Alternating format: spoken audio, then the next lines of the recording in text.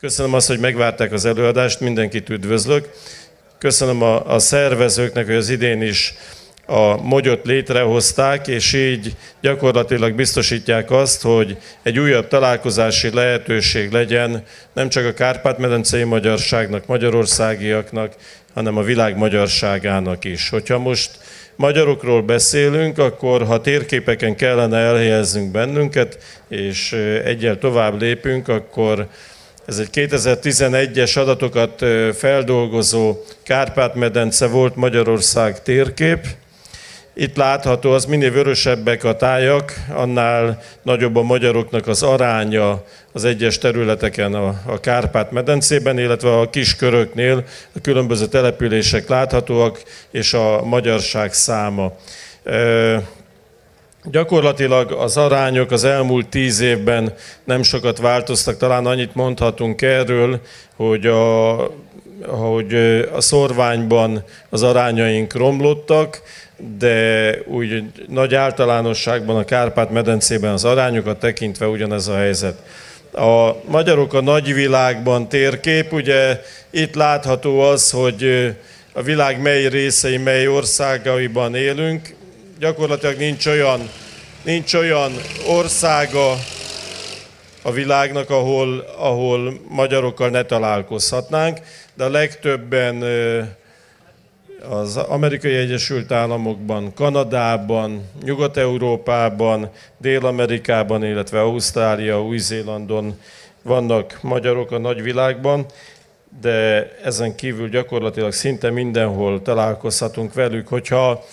Ha róluk beszélünk, akkor diaszpora magyarságának szoktuk őket nevezni, ez körülbelül egy olyan 15 éves terminológia. A külföldi nyelvek nem tesznek különbséget a szorvány és a diaszpora között, a magyarban a diaszpora a nyugati magyarságot jelenti, a szorvány pedig a Kárpát-medencében azokat a térségeket, ahol jóval kisebb az arányunk, mint a többségi nemzetnek. 2021-22-ben több helyen is népszámlálás volt, itt láthatóak az adatok. Nyilván nem várom el mindenkitől, hogy most ezt le tudja fényképezni magában, de azt mondhatjuk röviden, hogy Erdélyben, Romániában, tehát nem csak Erdélyben, hanem Óromániában, a fővárosban is mintegy 1.115.000 magyarról beszélhetünk, Szlovákiában is körülbelül 480.000 magyarról tudunk beszámolni, Szerbiában, illetve Vajdaságban 184.000 magyarról, Kárpátalja, Ukrajna kb. 110.000 magyarról, Horvátországban jó 10.000-ről, és Szlovéniában, ahol hagyományosan most már nincsen népszámlálás, maximum 10.000 emberről lehet beszélni.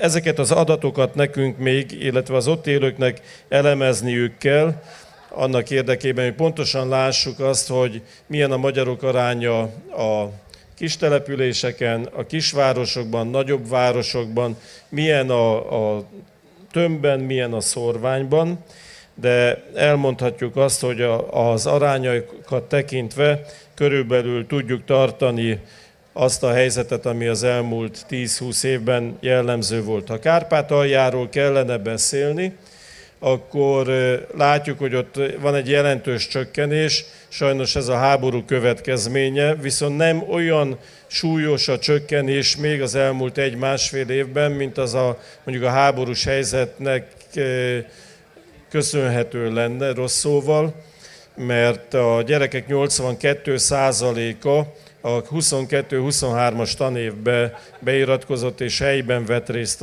az oktatásba. Most egy nagy kérdés az, hogy a 23-as, 24-es tanévet majd valójában mennyien fogják elkezdeni. Ezekből tudunk visszakövetkeztetni arra, hogy körülbelül 30-40 000 ember hagyta el Kárpátalját, azoknak a döntő többsége 16, és 60 év közötti férfi. Tehát akik katonakötelesek. Az édesanyák és a nagyszülők nagy része ott van Kárpátalján, és a gyerekek nagy része is ott van Kárpátalján. Ha a nemzetpolitikáról kell beszélni, akkor itt látható az a célrendszer, amit a magyar kormány megvalósít. Itt az identitás megtartása, megerősítése, a szülőföldön boldogulás, a családok támogatása, és mindezeken keresztül a nemzetegyesítés.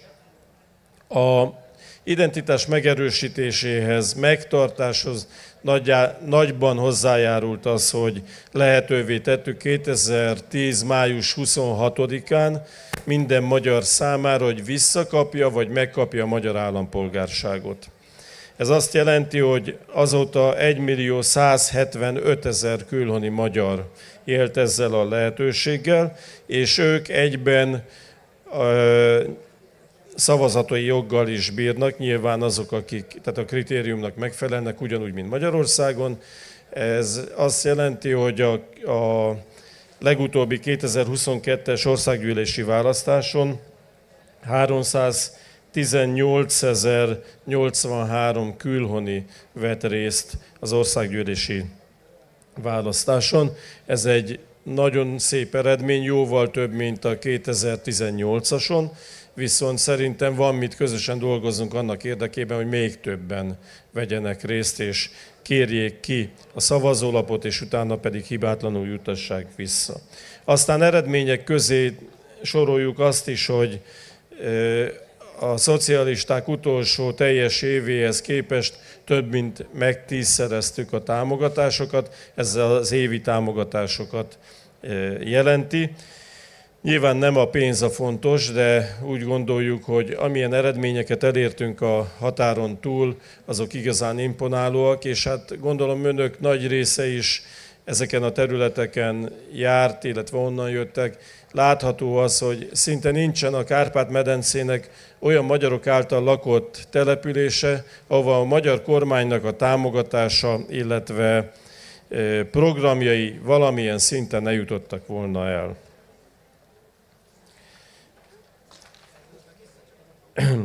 Ilyen eredmény például az, hogy 5000 szervezetet, intézményt támogattunk az elmúlt időszakban. Aztán ilyen eredmény az, hogy közel 100 nemzeti jelentőségű intézményt, programot tartunk fenn évről évre. 309 milliárd forintból 5400 beruházást valósítottunk meg az elmúlt 12-13 évben. Ezekből, ha csak az óvodákat, bölcsödéket nézzük, akkor 155 új óvodát, bölcsödét építettünk, és 725 óvodát, bölcsödét újítottunk fel az elmúlt időszakban. A célunk az, hogy minden magyar gyermek és vegyes házasságban született gyermek által elérhetővé váljon az óvodai oktatás, nevelés, annak érdekében, hogy utána a magyar általános iskolát tudják választani a gyerekek, illetve oda tudjanak beiratkozni. Egységes pályázati rendszert hoztunk létre. Éppen most zárjuk ezeket a pályázatokat, a 2023-ban kiírt pályázatokat, ez 2 milliárd forintot jelent, ezek civil szervezetek, civil és egyházi szervezetek. A Szülőföldön magyarul programot ugye még 2002-3-ban indítottuk el, ez gyakorlatilag az oktatási, nevelési támogatást jelenti. Ez azt jelenti, hogy egy magyar gyerek befejezte a tanévet, és nyilván jelentkeznek a szülők, pályáznak, akkor ezután egészen ideig 22.400 forintot kapott egy gyerek.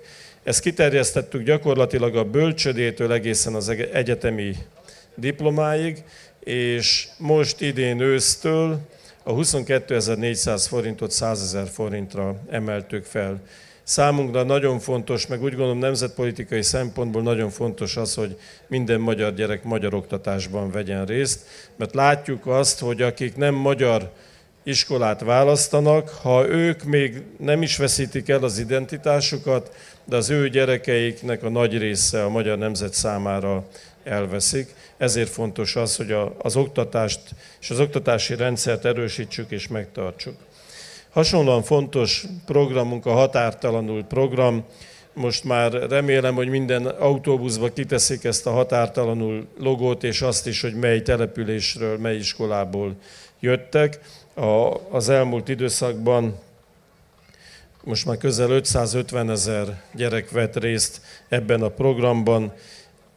Kormány által 100%-ban támogatott osztálykirándulásról, iskolai kirándulásokról van szó, azokról, akik valamilyen határon túli területet látogatnak meg, illetve programokon vesznek részt, iskolákkal alakítanak ki testvérkapcsolatot. Szintén nagyon fontos, biztos hallottak már róla a Körösi és a Petőfi Sándor programról, olyan ösztöndíjasokról van szó, akik szervezetekhez mennek ki, és ezeknek a szervezeteknek, közösségeknek az életét erősítik. Éppen most zárjuk le a 23-ban jelentkezetteknek a meghallgatását, illetve zajlik ez a dolog. Szeptemberben lesz még egy felkészítőjük, és október 1-től mennek ki, mind az északi féltekére, mind pedig a Kárpát-medencébe a Petőfi Sándor programosok. 75-en az északi féltekére, és 50-en ide a Kárpát-medencébe. A Rákóczi Szövetség egy nagyon fontos együttműködő partnerünk. Az ő nyári táboraiban több mint 10 000 fiatal vesz részt évente. A diaszporából, Ausztráliától egészen Kanadáig 1000 fiatal 10 turnusba jön el. Az első turnus jött valamikor pünköstáján, és az utolsó az adventi időszakban jön 100 fővel. Aki még nem járt esetleg Sátoraljaújhelyen és nem látta ezt a Rákóczi tábort, ajánlom figyelmébe, menjenek el, akár csoportosan is szervezzenek oda kirándulást, nagyon szép és jó szálláshelyekkel, étteremmel, uszodával, sportcsarnokkal bír, úgyhogy oda akár baráti közösségeknek, akár pedig osztályoknak is lehet szervezni kirándulásokat, csak jó előre be kell jelentkezni, mert eléggé telt ház van. A nemzetpolitikában egyre inkább nagyon fontos a sportnak a területe. Hogyha például a fociról beszélünk, látjuk azt, hogy a magyar válogatott az elmúlt időszakban mennyit erősödött. A csapataink is látjuk, hogy hogyan vesznek részt a különböző kupákon. Számunkra fontos az, vagy jó érzés látni azt, hogy például a Sepsi OSK 2023-ban is megnyerte a román kupát, ugye Sepsiszentgyörgy. A DAC második lett a szlovák első osztályban. Ők a szlovánnal folyamatosan küzdenek az első helyért. Aztán a Topolya is már a második a szerb szuperligában. Tehát, hogyha körbe megyünk a Kárpát-medencében, akkor azt mondhatjuk, hogy a top csapatok, azok magyar csapatok. Ugyanígy, hogyha jégkorongról beszélünk, például az első 5 csapat az Erste ligában, az első 5-ben 3 erdélyi szokott lenni, a Csíkszereda, a Gyergyó és a Brassó, és a magyarországiak közül a Fradi, meg az Újpest az, akik ebbe az 5-be bekerülnek. Ebben az évben éppen a Gyergyó nyerte meg az Erste ligát. Gratulálunk nekik. Nem csak csapat sportágakat támogatunk, hanem egyéni sportágakat is. A lovasportot azért támogatjuk, mert úgy gondoljuk, hogy nem csak sportról van szó, hanem hagyományőrzésről, lovaskultúráról. Talán itt Ópusztaszerre nem kell sokat erről beszélni.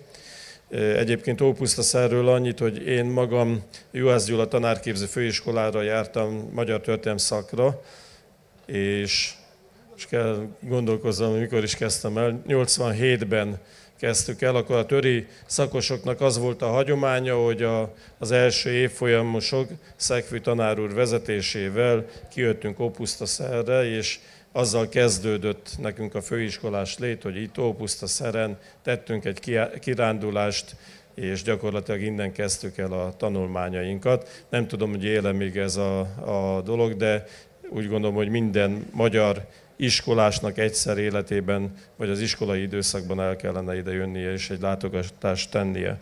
Visszatérve a lovas programhoz, most az idén már 6. alkalommal szerveztük meg, bonyolítottuk le a Mártonáron lovaszarándoklatot. Ennek az a lényeg, hogy mi is Csíksomlyóra megyünk, és egy nappal előtte pénteken érkezünk a nyerekbe különböző irányokból. Mi éppen, Tamás is ott volt, 2 napot lovagoltunk, Gyergyóból indultunk, 88 kilométert tettünk meg. A legmesszebbről indulók Szatmárból jöttek, de tavaly, 2022-ben 3 székely fiatal Melkből indult el, és gyakorlatilag a Mária útvonalat járta be végig, és érkezett meg. Ezen kívül pedig megindítottuk a lovas programunkat. Ennek köszönhetően csak Erdélyben heti rendszerességgel 1500-1800 gyerek lovagol, tanulja meg a lovaskultúrát, a hagyományokat, és ezt fogjuk most kiterjeszteni a Kárpát-medencei szintre is. Családoknak a támogatása. Nyilván azt az átfogó családtámogatási rendszert, amit Magyarországon 2010-től folyamatosan bővítve tudunk nyújtani, azt határon túl nem tudjuk megtenni, viszont vannak olyan lehetőségek, amiket ki tudtunk már terjeszteni, ilyen a Köldögzsinór program, amiben benne van a babakötvény, illetve benne van az anyasági támogatás, és emellé, ami például Magyarországon nincsen, de mi meg tudtuk ezt valósítani, az az, hogy minden újszülött, illetve a családja kap egy babacsomagot. Itt éppen a kisgyermek fogja azt a babacsomagot, ez a kislány vagy kisfiú azóta már ilyen 4-5 éves. Én azt gondolom, hogy egy ilyen csomag nem az értéke miatt, hanem elsősorban a szimbolikus jelentősége miatt óriási dolog, amikor a szülők ezt átvehetik, illetve összeszoktuk várni a gyerekeket, és van olyan, hogy 1,5 éves kisgyerek már önmaga ki tud jönni a csomagért, és veszi át.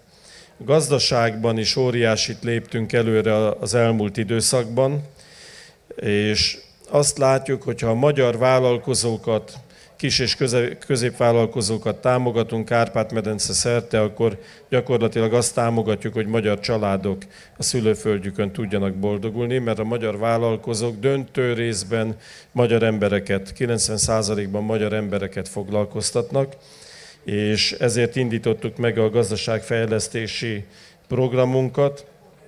Gyakorlatilag a Székelyföldtől Felvidéken, Muravidéken, Horvát, tehát Drávaköz és Vajdaságon keresztül több mint 60 000 vállalkozót értünk el ezekkel a pályázatokkal. A nemzetpolitika területén nagyon fontos az önkormányzatoknak a világa és a testvértelepülési kapcsolatok. Ezen a térképen még az nincs is rajta, hogy az egyes régiók között milyen testvértelepülések vannak, tehát mit tudom, egy bácskai és egy Szilágy megyei településnek a kapcsolata nem tudtuk még rátenni, csak a magyarországi és a határon túli relációk vannak rajta, de hát így is látjuk azt, hogy mennyire szövevényes ez a rendszer. Minden évben pályázati rendszerrel is támogatjuk azt, hogy minél több ilyen valósuljon meg, és minél több programot tudjanak megvalósítani. Különböző nagy rendezvényeink vannak. Az elmúlt időszakban például most a nyáron szerveztük meg a 8. Kárpát-medencei magyar vállalkozóknak a támogatását, illetve szakmai találkozóját. Tematikus éveket hajtunk végre, az idei a Gondoskodó Nemzet éve, és ennek fényében rendezzük a programjainkat.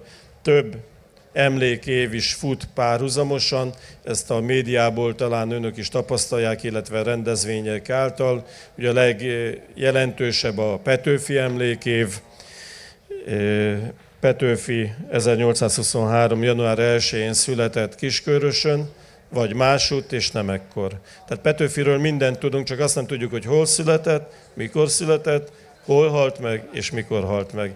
De ez jól szimbolizálja egyébként a magyar történelmet, főleg azzal, hogy az édesapja valószínűleg szerb volt, az édesanyja pedig szlovák, és ő pedig a leghíresebb magyar költőnk.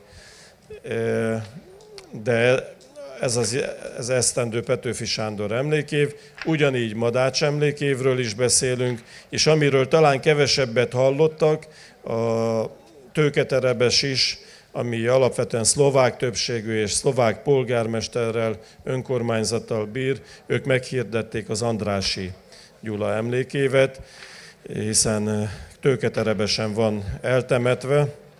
1823. március 3-án Olápatakon, onnan nem messze született Andrássy Gyula gróf, 67 után az első magyar miniszterelnök, a monarchiának a közös külügyminisztere, aki kvázi miniszterelnöke volt a monarchiának, európai léptékű, nagyon híres, nagyon jelentős politikusa a monarchiának, illetve Európának, és Abbáziától, a mai Opatiától nem messze Voloskóban élte utolsó éveit, ott is halt meg, de idehozták vissza. Abba a sírkápolnában nyugszik, amit ott a kép jobb szélén látnak, és hogyha elkészülnek a felújításnak a tervei, akkor a magyar kormány támogatja azt, hogy a szinte összedőlés határán lévő sírkápolnát, ahol ő is felesége és az egyik fiúk nyugszik, azt fel tudjuk újítani.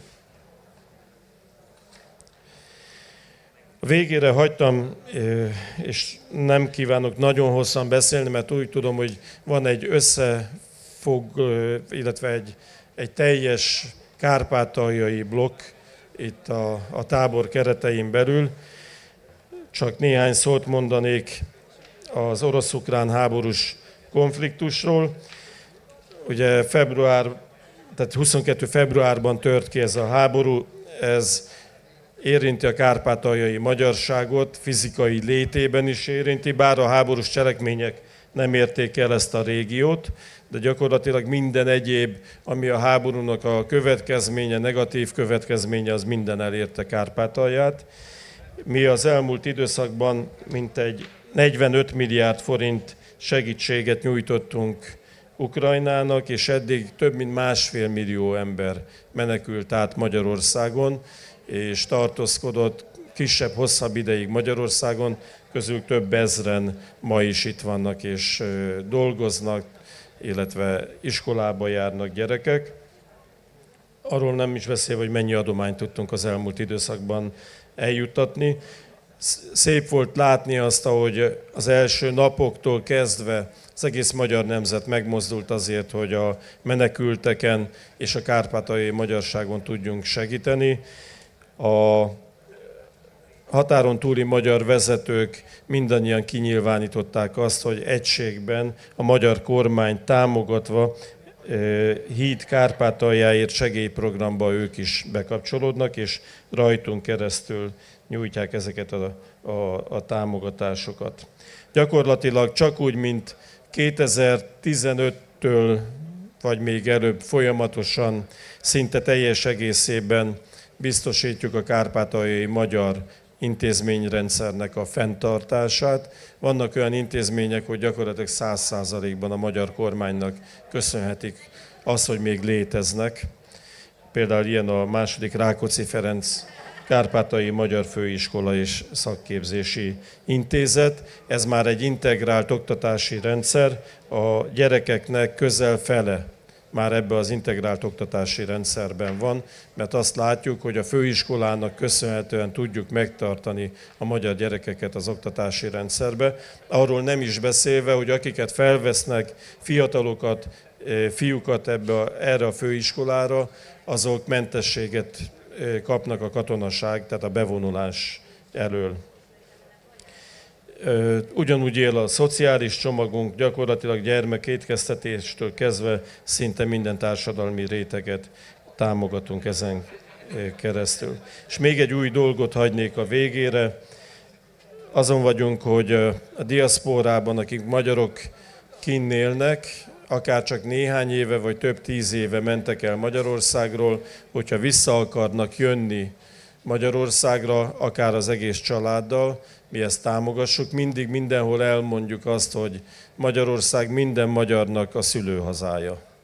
És ezért bármikor, bárkit, bármilyen támadás ér, mi őket megvédjük. Ezen kívül, aki bármikor haza akar jönni Magyarországra, ő rájuk számítunk, és ezért körülbelül novemberben fog felállni. Most dolgozunk azon, hogy fel tudjuk állítani a Welcome Office-t, ez egy hazaváró irodát jelent. Ennek a lényege az, hogy könnyebbé akarjuk tenni a hazatelepedést, annak érdekében, hogy minél többen tudjanak hazajönni. Most azt látjuk, hogy egyébként évente többen jönnek vissza Magyarországra, mint ahányan elhagyják Magyarországot. Ez egy pozitív fejlemény az elmúlt időszaknak. Ezt szeretnénk, hogyha tudnánk erősíteni, és minél többen tudnának hazajönni, és itthon pedig dolgozni. Köszönöm szépen a lehetőséget, köszönöm, hogy megvártak, és érezzék jól magukat ezen a hétvégén.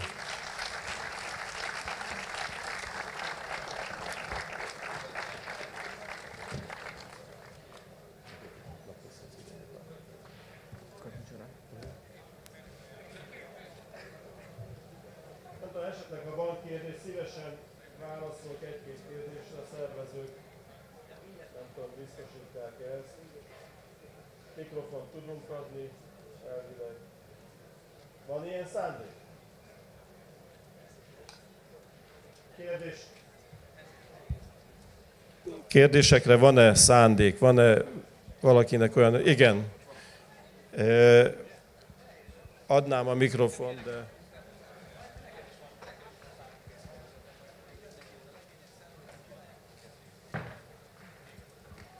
Nagyon szépen köszönöm. Én 20 évet éltem az Egyesült Államokban, orvosegyetemi professzor voltam ott kint. Nagyon sok magyar gyereket láttam fölnőni, akik nem tanultak meg magyarul. Hiába voltak professzorok a szüleik, nem tudták megtanítani őket magyarul írni, olvasni. Ott jött fel az a gondolat, hogy nagyon fontos lenne, hogy a magyar állam az általános iskolai és az óvodai anyagot, a tankönyveket, oktatásmódszertani anyagokat megtámogatva internetes, audiovizuális órai anyagokkal elérhetővé tenni ingyen a külhonban élő családok számára. Szerintem ez óriási segítség lenne mind a nyugat-európai, mind az amerikai diaszporában élő családoknak. Köszönöm szépen a kérdést. De erre külön nem tértünk ki, nem akartunk ennyire belemenni, így is hosszabb voltam, mint ahogy számítottunk erre, de 255 hétvégi vagy vasárnapi iskolával, intézménnyel tartjuk a kapcsolatot az egész világban. Ez a 255 nem a Kárpát-medencét jelenti, hanem a diaszpóra magyarságát Ausztriától egészen Új-Zélandig, illetve Brazíliát, Argentínát fel Kanadáig. Most nyilván csak azokkal tudjuk tartani a kapcsolatot, akik bennünket is megkeresnek. Itt vannak több mint 200 gyermeket foglalkoztató hivatalos intézmények, és vannak olyan kicsi szülők által létrehozott ilyen kis iskolák, ahol 5-6-10 gyerekkel foglalkoznak. Ezek sokszor nem csak iskolák, hanem egyben óvodai csoportokat is jelentenek, és nagyon sokszor az egyházi hitélettel is kapcsolódnak, mert az a szokás, hogy szombaton vagy vasárnap a gyerekeket beviszik ebbe a kvázi iskolába, a szülők, illetve tanárok foglalkoznak velük, és egyben részt vesznek az istentiszteleten, vagy a szentmisén is, és akkor így egy vasárnap eltelik. Mi ehhez minden segítséget megadunk, minden évben van pályázat kiírva a számukra, tehát ez főleg eszközbeszerzés, bérleti díjak, esetleg tanári díjaknak a kifizetésére. Másrészt pedig ezek az oktatási csomagok léteznek, ezen dolgoztunk, ezek el is érhetőek az iskola, de elérhetőek.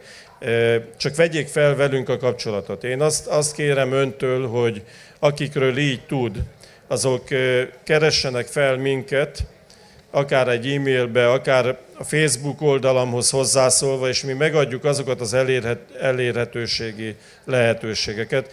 Együtt dolgozunk a Győri Szent István Egyetemmel, most már vagy 20 éve, úgyhogy ez a segítségeket meg tudjuk adni.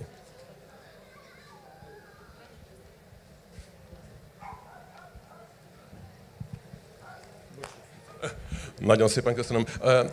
Azt hiszem, hogy ez nem működik így.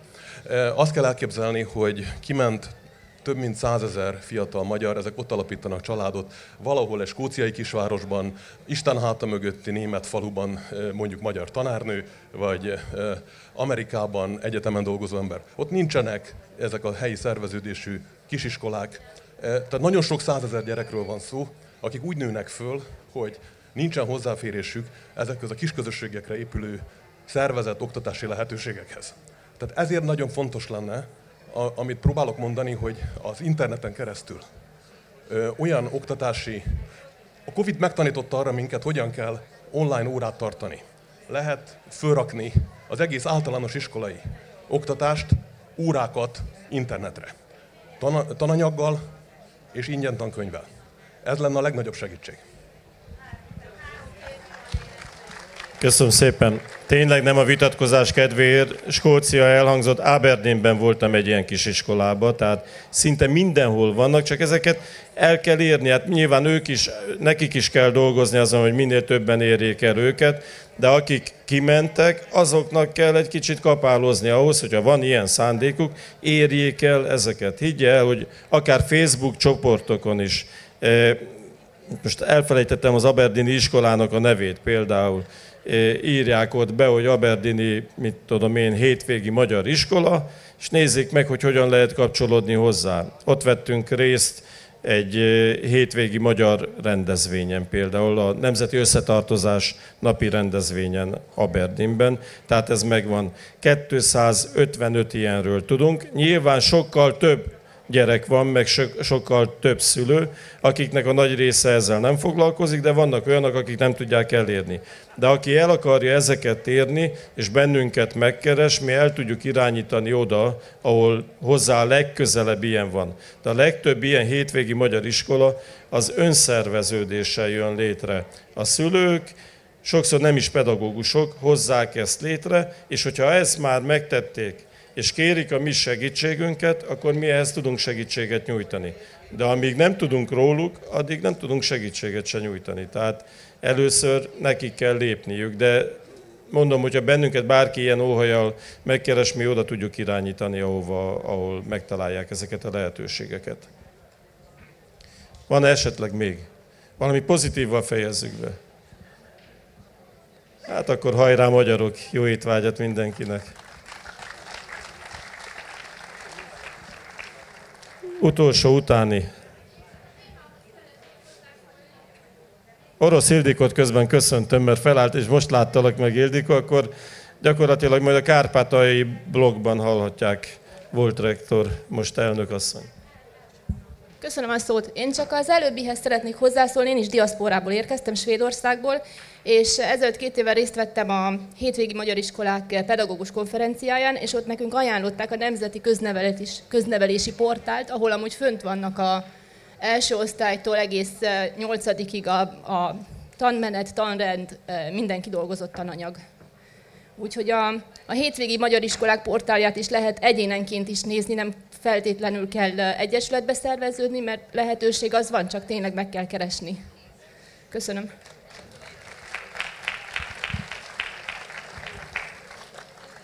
Most, hogyha úrról lenne szó, akkor mondanám, meghívnám egy sörre, de így egy kólára nagyon szívesen. Köszönöm szépen. Akkor köszönöm szépen önöknek, és érezzék jól magukat itt Ópusztaszeren. Köszönöm.